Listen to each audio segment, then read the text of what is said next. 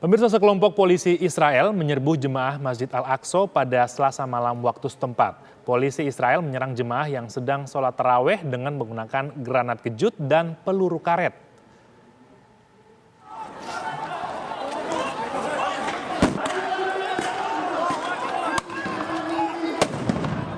Inilah suasana saat sekelompok polisi Israel menyerbu jamaah Masjid Al-Aqsa yang tengah melaksanakan sholat tarawih.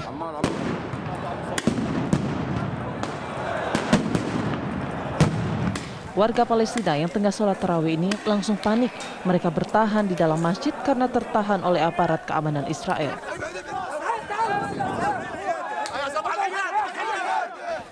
Polisi Israel melakukan penyerangan ke jamaah masjid dengan menggunakan granat kejut dan peluru karet. Sementara di luar masjid, pemuda Palestina membalas serangan polisi Israel dengan menggunakan batu dan botol.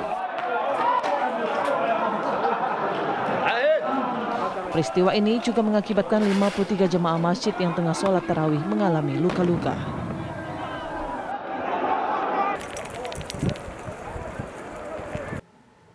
Ya, lalu bagaimana informasi selengkapnya dari Palestina? Kita akan tanyakan kepada Muhammad Hussein, warga negara Indonesia yang berada di Palestina. Assalamualaikum Mas Hussein, apa kabar? Sekarang posisi di mana nih Mas? Waalaikumsalam warahmatullahi wabarakatuh. Alhamdulillah baik. Saat ini saya berada di jalur Gaza, bagian tengah.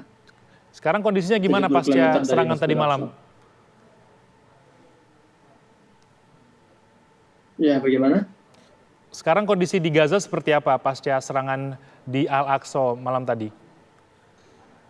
Ya, dari semalam sejumlah tokoh politik dan tokoh militer di Gaza sudah mulai mengeluarkan statement terhadap aksi brutal yang dilakukan oleh para militer Zionis Israel terhadap jamaah sholat di Masjid Al-Aqsa, karena jarak yang tidak terlalu dekat antara Gaza dan Masjid Al-Aqsa, para pejuang Palestina di Gaza mengancam akan melontarkan roket-roketnya sekiranya kepolisian militer Israel tidak menghentikan aksi terorisme terhadap Al-Quds, terhadap Masjid Al-Aqsa.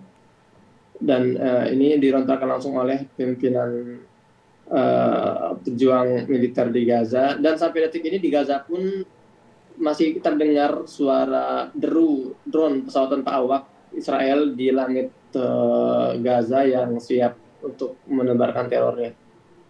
Oke, Mas Hussein, sebenarnya selama Ramadan ini gimana sih? Apakah tidak ada pelonggaran untuk ibadah warga Palestina di Al-Aqsa?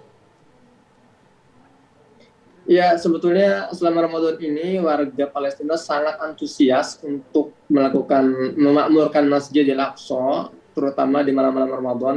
Namun di waktu yang sama selalu kepolisian militer Israel melakukan aksi-aksi konfrontatif dan provokatif serta mengintimidasi para jemaah sholat di Masjid Al-Aqsa dengan alasan yang tidak jelas dan mengusir mereka keluar, bahkan melakukan serangan sampai tadi malam di dini hari ini seperti yang kita dengar beritanya. Kalau dari informasi korban seperti apa? Infonya kan banyak korban luka dari peristiwa ini. Ya, menurut kabar dari Lembaga Medis Palestina, Bulan Sabit Merah Palestina, jumlah korban luka akibat serangan tadi malam itu mencapai 205 warga Palestina dan tidak ada korban jiwa. Kalau dari peristiwa ini ada warga negara Indonesia tidak, Mas Hussein?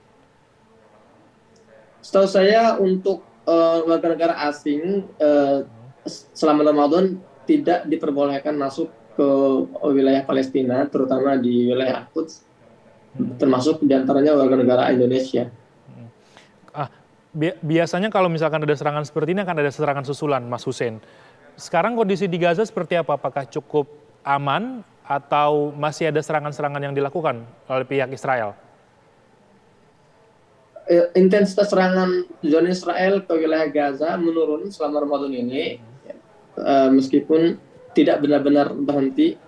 Namun sejak tadi malam sirine tanda bahaya sudah mulai meraung-raung di wilayah kota-kota Israel yang berbatasan dengan Gaza.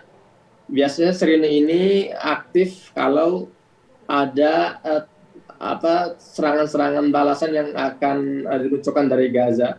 Dan ini dikhawatirkan oleh masyarakat sekitar, eskalasi yang terjadi di Masjid Al-Aqsa akan meluas hingga ke Gaza, dan itu berarti akan ada agresi militer Israel secara masif.